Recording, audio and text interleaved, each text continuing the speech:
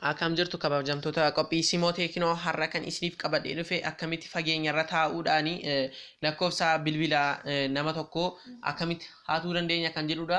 Bilbila jaalallee keenyaa yookaan bilbila namoota adda addaa fageenyarra taa'uudhaani to'achuu ni dandeenya. Haala inni ittiin to'atamuu ni danda'u immoo daayilarii keessa seenuudhaani oduu kana hin godhin dura subscribe gochuudhaani mallattoo bilbilaatti bu'uu hin dagatina. Kuni gaafa isin gootanii viidiyoolee nuun isiniif gadhiisnu haaraanii isiniif galaa jechuudha. Amma kana keessatti seenuudhaani daayilarii keessa erga seennee booddee kookabii yookaan urjii 21 urjii jechuudhaani lakkoofsa bilbilaa irratti dabarsuu barbaannu itti buunaa jechuudha. Haala kanaanii amma fakkeenyaaf lakkoofsa barbaadan isin gootanii gaafa isinii amma fakkeenyaaf kanuma irratti hidhaa jechuudha. Haala kananii irraatii goonaa jechuudha. Erga sanaan booddee mallattoo riqichaatti buuna. Mallattoo riqichaatti erga buunee booddee bilbilaa jechuudha. Gaafa bilbilu call forwarding registration was successful jedha. Lakkoofsi bilbilaa hundumtuu achitti ni darbaa jechuudha. Yeroo kana haala kanallee teelegiraamii illee itti haakii gochuu ni dandeenya jechuudha.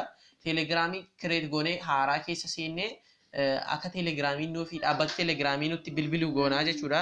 Sanaan booda gara kooddii sana dhaabbata teelegiraamii nuuf kenna.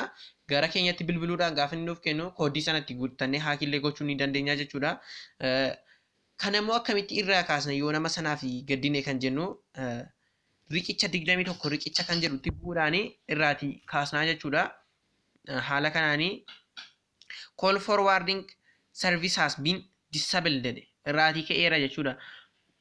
Kanagaa kan nuuni goonu gaani silkii abbaa bilbila sanaa bilbila sana harkatti qabanneetu gara lakkoofsa bilbilaa keenyatti akka inni galagalu goona malee bilbila keenya qabannee deemne kan nuuni lakkoofsa bilbilaa sana irratti gashinu kana immoo dogoggorinaa.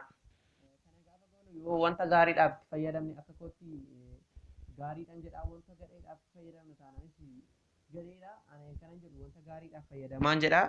Haala salphaadhaanii bilbila nama kamii fageenya irra teenyee to'achuu ni dandeenya jechuudha. Guyyaa itti aanutti viidiyoowwan itti aanuuni walagarraa viidiyoowwan itti aanuuni walagarraa akkamitti iimeelii bananna kan jedhuu fi appilikeeshinoota haaraa ta'anii isiniif qabadheenan dhiyaadha. Simeeraa beeknyaa jechuudhaani mallattoo bilbilaatti subscribe gochuudhaan mallattoo bilbilaatti bu'uu hin dagatina.